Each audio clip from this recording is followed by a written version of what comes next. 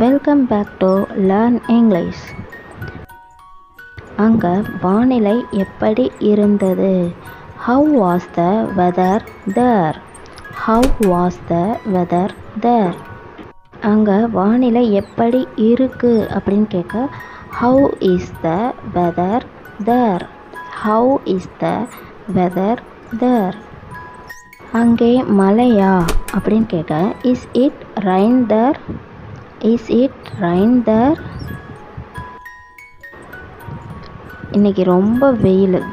It was so hot day. It was so hot day.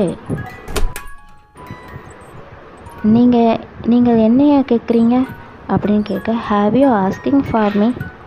Have you asking for me? அப்பா சொல்வதை கேள். Do as your father says. அம்மா சொல்வதை கேள். Do as your mother says. அது என் தவறில்லை. It was not my fault. It was not my fault. நீங்கள் வீணாக கோபப்படுறீங்க அப்படின்னு சொல்கிறதுக்கு you are angry for nothing. You are angry for nothing. நாளைக்கு கொண்டு வர முடியுமா அப்படின்னு சொல்ல குட் யூ பிரிங் டுமாரோ?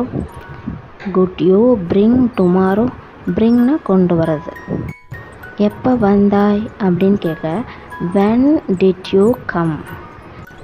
நீ எப்படி திரும்பி வந்தாய் அப்படின்னு கேட்க how did you return? How did you return? நான் உங்களுக்கு என்ன செய்யணும்? What can I do for you? What can I do for you? ஏன் நான் சொல்வதை கவனிக்க மாட்டேற? Why don't you listen to me? Why don't you listen to me? விட்டு பிரிஞ்சு வாழ்கிறார் அப்படின்னு சொல்ல he lives separately from his parents. he lives separately from his parents. அவர் நல்லா சமைப்பா அப்படின்னு சொல்கிறதுக்கு she is an expert cook. she is an expert cook. தயாராக உனக்கு எவ்வளோ நேரமாகும்? how long will you take to get ready? how long will you take to get ready? நாளைக்கு எனக்கு ஞாபகப்படுத்து. Remind me about it tomorrow. Remind me about it tomorrow. டீயை மெதுவாக குடி, ரொம்ப சூடாக இருக்குது. Sip the hot tea slowly. Sip the hot tea slowly. இந்த துணி துவைச்சா சுருங்கி போகுது. This cloth shrinks on washing. This cloth shrinks on washing. ஸ்ரிங்க்ஸ்னால் சுருங்கி போகுதல். அது எனக்கு சுத்தமாக மறந்து போச்சு. It had slipped out of my mind. It had slipped out of my mind.